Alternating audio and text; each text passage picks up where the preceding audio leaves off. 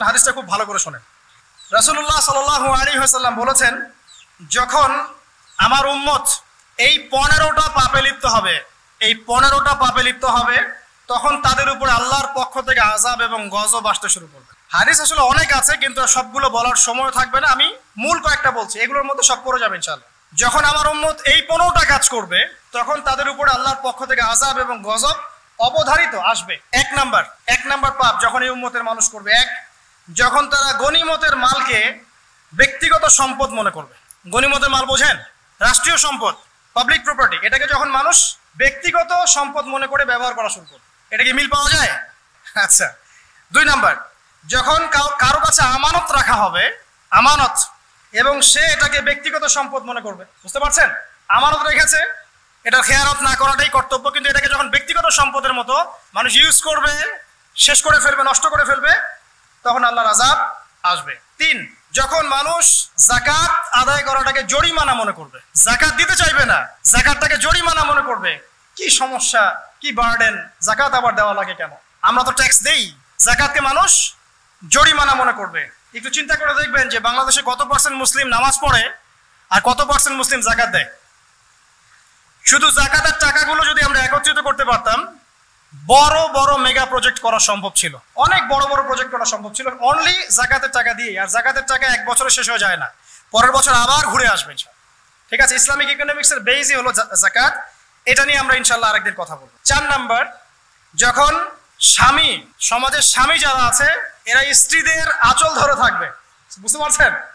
স্বামী স্ত্রীর আঁচল ধরে থাকবে, মানে স্ত্রীর অনুগত, স্ত্রী যা বলবে তাই। আচ্ছা, গায়রত নাই, মানে স্বামী পুরুষত্বের গায়রত নাই। 5 নাম্বার, যখন সন্তান মায়ের অবাধ্য হয়ে স্ত্রীর খেদমত করা শুরু, যখন সন্তান মাকে দেখবে না, স্ত্রীকে দেখবে। পাচ্ছেন মিল সমাজে? আচ্ছা। 6 নাম্বার, যখন বাবার পরিবর্তে পিতা, বাবার পরিবর্তে মানুষ বন্ধুদেরকে সম্মান করা শুরু করবে। বাবাকে সম্মান করবে না, ফ্রেন্ড সার্কেলকে সম্মান করবে। সুবহানাল্লাহ। এরপরে আসেন 7, যখন, আমার কথা রাগ করেন না, এটা হাদিসে আছে, যখন সমাজের নিকৃষ্ট মানুষদেরকে নেতৃত্ব দেওয়া হবে। এটা হাদিসে আছে। সমাজের নিকৃষ্ট মানুষকে যখন নেতৃত্বের আসনে বসাবে মানুষ, তখন সমাজে আল্লাহর গজব আসবে। হাদিস তিরমিজি 2211 নম্বর। এরপরে 8, নবী সাল্লাল্লাহু আলাইহি ওয়াসাল্লাম বলছেন, যখন কোনো ব্যক্তিকে সম্মান করা হবে তার টর্চার থেকে বাঁচার জন্য, যখন কোনো মানুষের সম্মান করা হবে তার শাস্তি থেকে বাঁচার জন্য, মানে মানুষ মন থেকে সম্মান আসছে না, ভয়ে আপনি সম্মান পাচ্ছেন, এই অবস্থা যখন আসবে তখন আল্লাহর আযাব আসবে। তারপরে 9, যখন মসজিদের মধ্যে, দেখবেন অনেক মসজিদ আছে বাংলাদেশে, মসজিদের মধ্যে হট্টগোল বেড়ে যাবে, মসজিদের মধ্যে হট্টগোল বেড়ে যাবে, আর মসজিদগুলো হবে চাকচিক্যময়, হেদায়েত উঠে যাবে। মসজিদ হবে চকচকা, তাজমহলের মতো এক একটা, কিন্তু হেদায়েত উঠে যাবে, মসজিদে হট্টগোল বেড়ে যাবে। 11, যখন পুরুষেরা রেশমি কাপড় পরবে, পুরুষেরা সিল্কের রেশমি কাপড় পরবে। পুরুষের জন্য স্বর্ণ আর রেশমি কাপড় পরা হারাম, তো এখন পুরুষের অনেকে স্বর্ণ পরে, রেশমি কাপড়ে পরে, এটা মহিলাদের জন্য জায়েজ। এরপরে 12, যখন প্রকাশ্যে মদ্যপান করা হবে, আর মদ্যপানের মধ্যে ভাই সিগারেটও পড়ে, আপনার গাঁজা, ইয়াবা সবই পড়ে। যারা প্রশাসনে আছে, আমাদের এখানে অনেক ভাই প্রশাসনে আছেন, তারা জানে যে মাদকদ্রব্য নিয়ন্ত্রণ করতে তাদেরকে কত হ্যাসেল পোহাতে হয়। আর এমন এমন কেস আসে যে মানুষ আপনি কল্পনা করতে পারবেন না। যে আমি একবার বলেছিলাম যে এমন একটা যুগে আমরা বাস করছি যে এমন পাপ মানুষ করছে এখন, যা না কোনো চোখ দেখেছে, না কোনো কান শুনেছে, না কোনো মন কল্পনা করেছে, এমন পাপ করছে মানুষ। যখন প্রকাশ্যে মদ্যপান করা হবে, এবং লাস্টের 2টা হচ্ছে 13, যখন বাদ্যযন্ত্রের সংখ্যা বেড়ে যাবে, বাদ্যযন্ত্রের চর্চা বেড়ে যাবে, এবং সর্বশেষ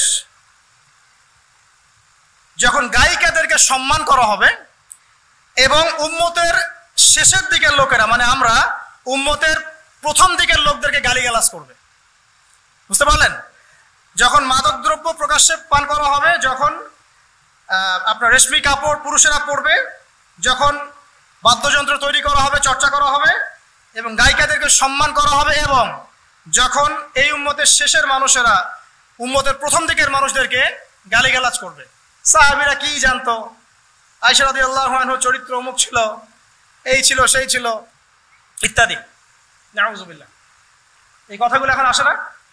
এই হাদিসে যে 15টা পয়েন্ট আছে, আমি বেশি হাদিস আনি নাই, আমি নিজে পড়েছি সবগুলোই, কিন্তু আনিনি বেশি হাদিস, এতগুলো বলার সময় নাই। এই একটা হাদিস কি যথেষ্ট না? হাদিসের রাবি আলী রাদিয়াল্লাহু আনহু তিনি বলছেন, যখন এই আমলগুলো সমাজে বেশি বেশি চালু হয়ে যাবে তখন কি হবে? নবী সাল্লাল্লাহু আলাইহি ওয়াসাল্লাম বলছেন যে তখন জমিনের মধ্যে আল্লাহর পক্ষ থেকে গজব আসবে। কি কি? 1 নাম্বার, প্রবল ঘূর্ণিঝড়, জলোচ্ছ্বাস। 2, আগুনও বর্ষণ হতে পারে, হাদিসে আসছে। 3, ভূমিকম্প হবে বেশি বেশি। 4, মানুষের আকৃতি পরিবর্তন হয়ে যাবে, মানুষের আকৃতি পরিবর্তন হয়ে যাবে। এই হাদিসটা আমি আপনাদের জন্য এনেছিলাম। এরপরে আসেন, আরেকটা হাদিস আছে, এইটাতে যাওয়ার আগে আমি কোরআনের একটা আয়াতে যাচ্ছি, সূরা রুমের 41 নম্বর আয়াত। আল্লাহ পাক এই আয়াতে বলছেন আযাব নাজিল হওয়ার একটা কারণ, যাহারাল ফাসাদু ফিল বাররি ওয়াল বাহরি বিমা কাসাবাত আইদিন নাস, এটা একটা কারণ। জলে এবং স্থলে যত বিপর্যয় ছড়িয়ে পড়েছে এগুলো মানুষের হাতের কামাই। তার মানে যত ফাসাদ ছড়াবে সবকিছু আল্লাহর পক্ষ থেকে নয়, এখানে মানুষেরও হাতের কামাই থাকবে। এখন আপনি দেখেন, পরিবেশ দূষণ করছে কারা? মানুষ। বনভূমি উজাড় করছে কারা? মানুষ। এই যে কার্বন মনোক্সাইডের পরিমাণ বাড়ছে বাতাসে, এগুলো কারা বাড়াচ্ছে? জিন, মানুষ। অর্থনীতির মধ্যে ফাসাদ কে করছে? সুদের মধ্য দিয়ে অর্থনৈতিক সিস্টেমের ফাসাদ কে ডেকে এনেছে? মানুষ। যাকাত বন্ধ করছি কারা? আমরা, তাই নয় কি? আপনি দেখেন সোশ্যালি যে সমস্যাগুলো হচ্ছে, এই যে জমি নিয়ে সমস্যা, আত্মীয়তার বন্ধন নিয়ে সমস্যা, টাকা পয়সার সমস্যা, পদের লড়াই, ক্ষমতার লড়াই, কারা করছে এগুলা? জিন শয়তান, মানুষ। এটা হচ্ছে কোরআনের এই আয়াতের ব্যাখ্যা, যে জলে এবং স্থলে যত বিপর্যয় এগুলো মানুষের হাতের কামাই। তার মানে মানুষেরও এখানে প্রচন্ড রকম দোষ আছে, অন্যথা আল্লাহ পাক তো আর এখানে এমনি এমনি গজব পাঠাতেন না। এরপরে আসেন, সিলসিলা সহিহার মধ্যে আরো 5টা পাপের কথা আছে, যে 5টা পাপের কারণে সমাজে আল্লাহ পাকের গজব আসে। এই 5টা পাপ আমি আপনাকে শোনাচ্ছি। হাদিস নাম্বার এটা হচ্ছে মিশকাতের 5370, সহিহার 106-107 পৃষ্ঠায়। 1 নাম্বার, নবী সাল্লাল্লাহু আলাইহি ওয়াসাল্লাম বলছেন, যখন এই উম্মতের মধ্যে ব্যভিচার ছড়িয়ে পড়বে, যখন এই উম্মতের মধ্যে ব্যভিচার তো বোঝেন, জেনা ব্যভিচার ছড়িয়ে পড়বে, যেটা এখন রন্ধ্রে রন্ধ্রে জেনা ব্যভিচার, ঘরে ঘরে জেনা আর ব্যভিচার আর পরকীয়া চলছে, তখন সমাজে এমন কিছু রোগ ব্যাধি দেখা দিবে, এমন কিছু মহামারী আসবে যেগুলো আগে কখনো ছিল না। কোরআন এবং হাদিসের ঊর্ধ্বে কোনো কথা আছে? সবকিছু স্পষ্ট, কিন্তু মানি বা না মানি এটা আমাদের ব্যাপার, বাট শুনতে তো আপত্তি নাই। শুনতে আপত্তি আছে? আচ্ছা। 2 নাম্বার, যখন এই উম্মতের মানুষ মাপে কম দেওয়া শুরু করবে, যখন আমি বললাম না মাপে কম দেওয়া, এটা হাদিস শোনাবো, মাপে কম দেওয়া শুরু করবে, তখন এই উম্মতের মধ্যে দুর্ভিক্ষ দেখা দিবে। কি দেখা দিবে? দুর্ভিক্ষ দেখা দিবে, এবং তাদের উপরে অত্যাচারী বাদশার শাসন চাপিয়ে দেওয়া হবে। তাহলে আমরা বেশি করে মাপে কম দিব নাকি? ইনসাফের সাথে ব্যবসা করেন, আল্লাহ পাক তৌফিক দান করুন। 3 নাম্বার, যখন এই উম্মতের মানুষ যাকাত দেওয়া বন্ধ করে দিবে, যখন এই উম্মতের মানুষ যাকাত দেওয়া বন্ধ করে দিবে, তখন আসমান থেকে আল্লাহ বৃষ্টি বন্ধ করে দিবেন। হাদিসের শেষ অংশে আছে, যদি জমিনের মধ্যে পশু পাখি এরা না থাকতো তাহলে আল্লাহ পাক আদৌ কখনো বৃষ্টি দিতেন না। তাহলে আমরা কি যাকাত দেওয়া বন্ধ করে দিব? চালু করবো ইনশাআল্লাহ। 4 নাম্বার, যখন এই উম্মতের মানুষ আল্লাহ এবং তার রাসূলের সাথে বিশ্বাসঘাতকতা করবে, এটা আপনারা বোঝেন, আল্লাহ এবং তার রাসূলের সাথে বিশ্বাসঘাতকতা করবে, তখন আল্লাহ পাক তাদের উপরে অমুসলিমদের আধিপত্য চাপিয়ে দিবেন। নেন, যখন আল্লাহ এবং তার রাসূলের সাথে বিশ্বাসঘাতকতা করবে এই উম্মতের মানুষ, তখন অমুসলিমদের ভয় এবং শাসন এবং তাদের যে আগ্রাসন, এটা আল্লাহ পাক মুসলিমদের উপরে চাপিয়ে দিবেন, এটা আল্লাহ চাপিয়ে দিবেন। আর সর্বশেষ, যখন এই উম্মতের মানুষের আল্লাহর কিতাবকে রেসপেক্ট করবে না, সম্মান করবে না এবং এর বিধানগুলোর কোনো পরোয়া করবে না, আল্লাহ পাক তখন মুসলিমদের মাঝে আপোষে মারামারি ক্রন্দন লাগিয়ে দিবেন। নেন, আর হাদিসের দরকার আছে? নাই। আরেকটা হাদিস শোনাই, শেষ, এটা লাস্ট। এই হাদিসের রাবি হচ্ছেন হুযায়ফা রাদিয়াল্লাহু আনহু। এটাও তিরমিজিতে আছে, 2169 নম্বর হাদিস। নবীজি বলছেন লা তা'মুরুন্না বিল মা'রুফ, তোমরা অবশ্যই সৎ কাজের আদেশ করবে। মুসলিমরা তোমরা অবশ্যই সৎ কাজের আদেশ করবে। ওয়ালা তানহাউনা আনিল মুনকার, এবং তোমরা অবশ্যই মন্দ কাজ থেকে মানুষকে নিষেধ করবে।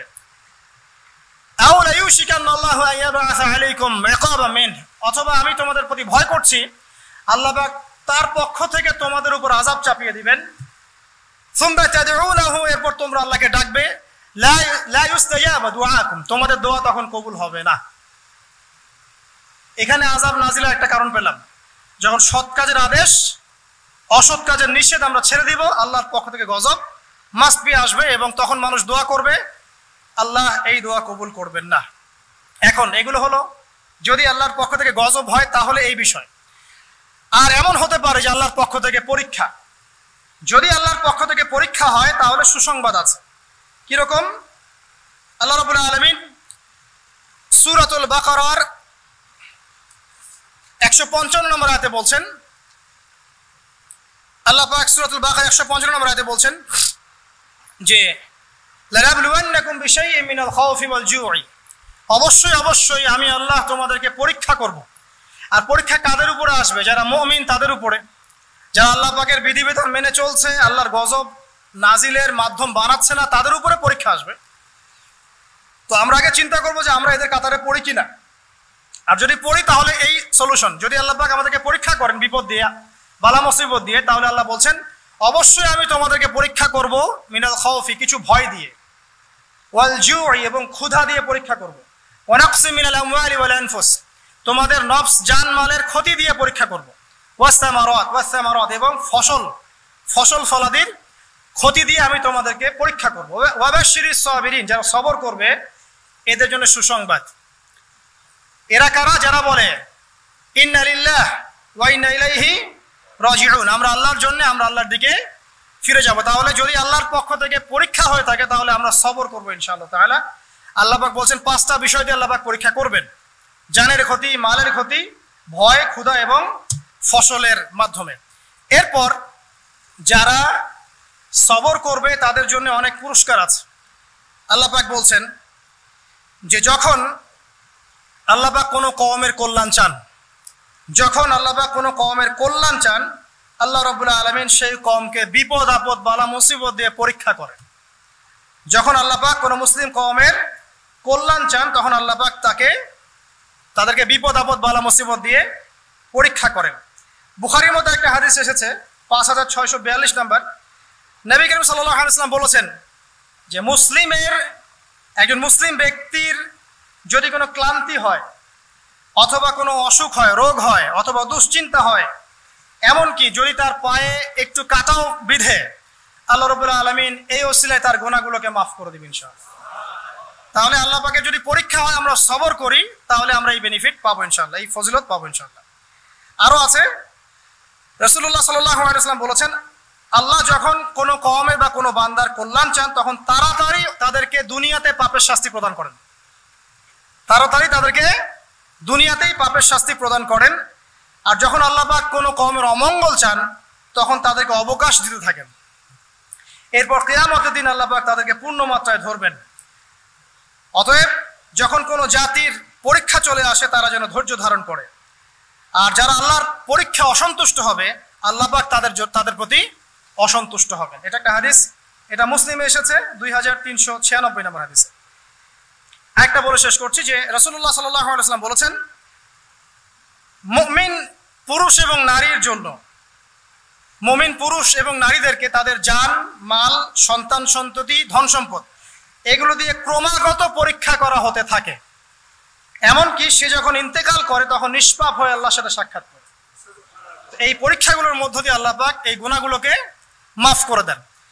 তো আমরা আশা করি যে আল্লাহ রাব্বুল আলামিন আমাদের উপরে গজব পাঠাবেন না যদি আমরা আল্লাহ পাকের সাথে শিরিক না করি, আমরা যদি অত্যাচার না করি, জুলুম না করি, ফাসাদ না ছড়াই, মাপে কম না দেই, আমরা যদি আমানতের খেয়ানত না করি, আমরা যদি আল্লাহ এবং তার রাসূলের বিধিবিধানগুলো মেনে চলে, ইনশাআল্লাহ তাআলা আল্লাহ পাক আমাদের উপরে গজব পাঠাবেন না। তখন আমরা পরীক্ষায় পড়তে পারি, আর পরীক্ষায় পড়লে আমরা সবর করব। 2 নম্বর কাজ হলো তওবা করব। তওবা করার ফলে বিপদ আপদ কেটে যাবে ইনশাআল্লাহ তাআলা। আমরা বলবো সবাই আস্তাগফিরুল্লাহাল্লাযী লা ইলাহা ইল্লা হুয়াল হাইয়ুল কাইয়ুম ওয়া আতুবু ইলাইহি লা হাওলা ওয়া লা কুওয়াতা ইল্লা বিল্লাহিল আলিয়্যিল আযীম। আল্লাহ পাক সূরা জুমারের মধ্যে এটাও বলেছেন 53 নম্বর আয়াতে, ইয়া ইবাদিয়াল্লাযীনা আসরাফু আলা আনফুসিহিম, হে আমার বান্দারা যারা নিজেদের উপর জুলুম করেছো, লা তাকনাতু মির রাহমাতিল্লাহ, তোমরা আল্লাহর রহমত থেকে নিরাশ হয়ো না। ইন্নাল্লাহা ইয়াগফিরু যুনুবা জামিআ, আল্লাহ পাক সমস্ত গুনাহ মাফ করতে পারেন। অতএব তওবা করাটা সবচেয়ে ভালো অপশন। আগে আমরা সবর করব, বিপদ থেকে শিক্ষা নিব, তওবা করব এবং দুর্দশাগ্রস্ত মানুষের পাশে দাঁড়াবো।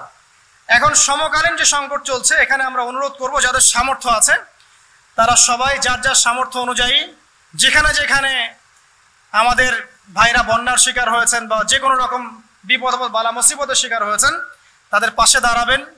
খাবার দিয়ে, কাপড় দিয়ে, ওষুধপত্র দিয়ে বিভিন্নভাবে আপনারা তাদেরকে সেবা করবেন, তাদের পাশে দাঁড়াবেন। কারণ আল্লাহ রাব্বুল আলামিন বলেছেন একটা হাদিসের মধ্যে তার রাসূলের মাধ্যমে যে যতক্ষণ পর্যন্ত মুসলিম এক ভাই আরেক ভাইয়ের সাথে থাকে আল্লাহ পাক ততক্ষণ পর্যন্ত তার সাথে থাকেন।